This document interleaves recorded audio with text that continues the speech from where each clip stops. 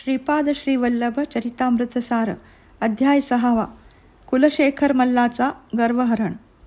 श्रीपाद प्रभू 4 वर्षाचे असताना पीठापुरम येथे कुलशेखर नावाचा एक मल्ल आला होता. त्याने पीठापुरमचा मल्लांना मल्लयुद्धाचे आवाहन केले होते. पीठापुरमचा मल्लांना आपण कुलशेखरकडून मार खाऊन अपमानित होणार याची खात्री होती.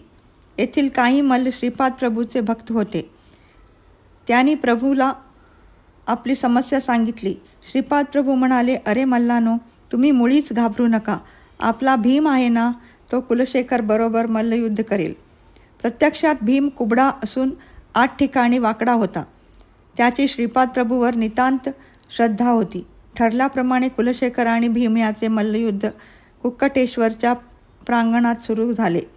कुलशेखराचा प्रत्येक माराबरोबर भीमाचे शरीर अधिक बलवान होत होते. तो ज्या ठिकाणी भीमास मारित होता त्याच ठिकाणी त्यास तितक्याच जोराने मार लागत होता.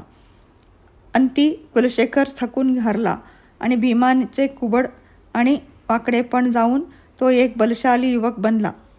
कुलशेखर श्रीपाद प्रभूंना शरण आला. प्रभू त्यास म्हणाले, तू आपल्या बलवत्तेवर अहंकाराने फुगला होतास, त्यामुळे तुझी शक्ती भीमास मिळाली आणि त्याची दुर्बलता तुला प्राप्त झाली. माझ्या कृपेने तुला अन्न वस्त्रास कमी पडणार नाही.